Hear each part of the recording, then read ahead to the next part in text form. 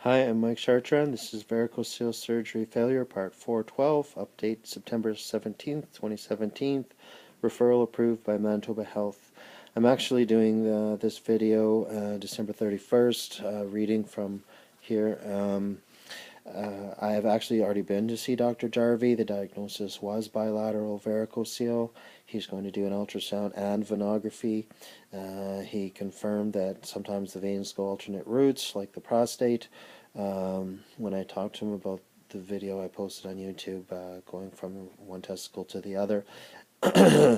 And so I believe that putting these videos on YouTube is the reason that Manitoba Health has agreed to cover the cost of my referral to Dr. Jarvi.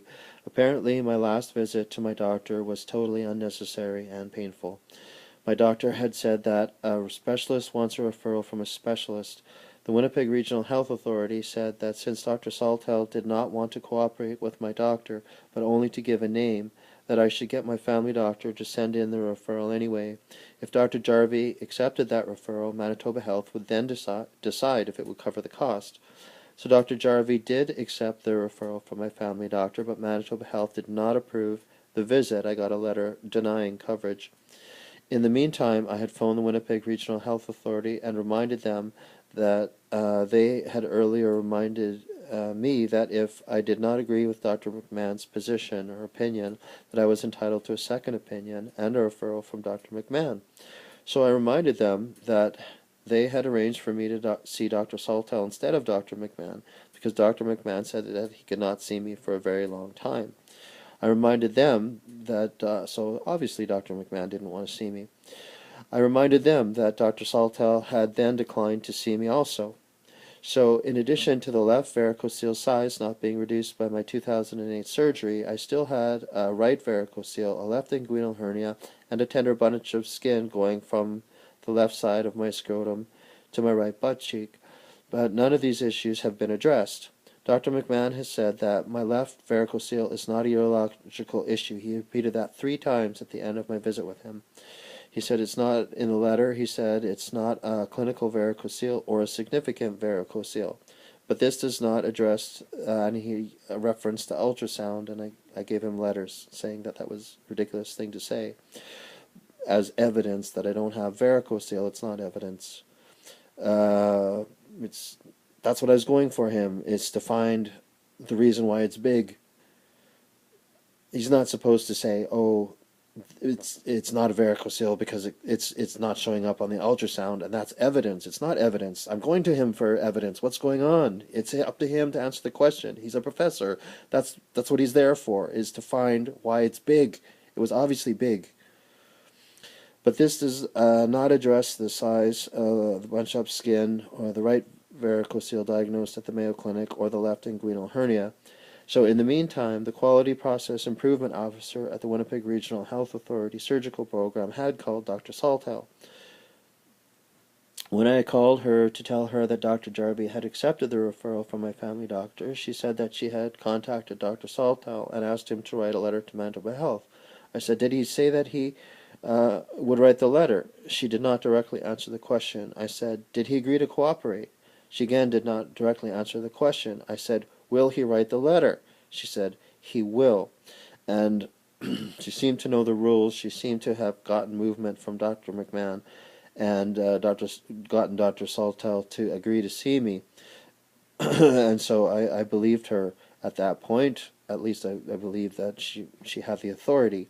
And I was still worried that the referral wouldn't go through. So obviously Dr. Saltel did not want to write the letter to refer me to Dr. Jarvi, and he only wrote the letter under pressure from the Winnipeg Regional Health Authority. So evidently he did write the letter, and shortly after my conversation with the Quality and Process Improvement Officer, I did get a letter from Manitoba Health approving my coverage for the trip to Dr. Jarvi. The Quality Process Improvement Officer mentioned that these YouTube videos mentioned her by name. She said she's not sure if she's comfortable with that, and asked if I could take them down. I said I'm not comfortable and it would be too hard to redo them. This is like my 4th or 5th take of this video. It's difficult. I asked which ones she had seen. She said she'd seen the latest ones, the one in maybe June.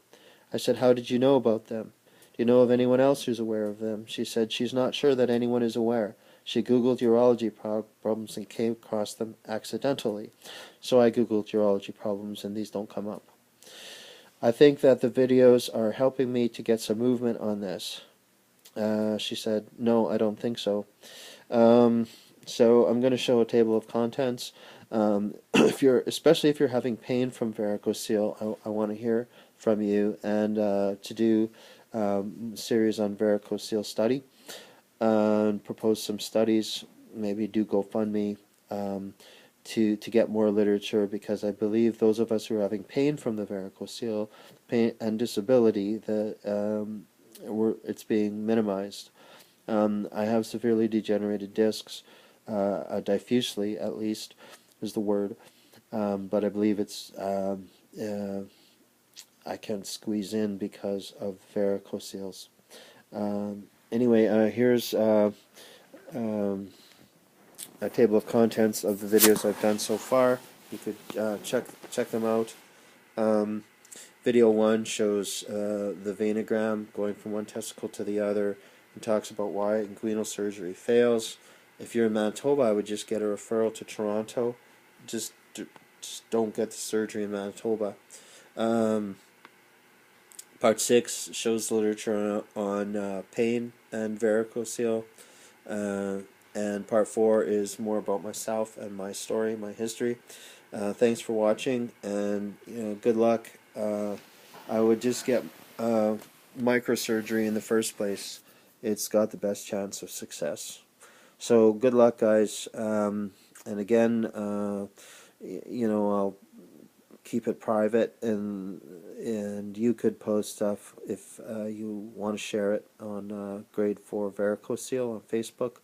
I think the more guys that tell their story, the better.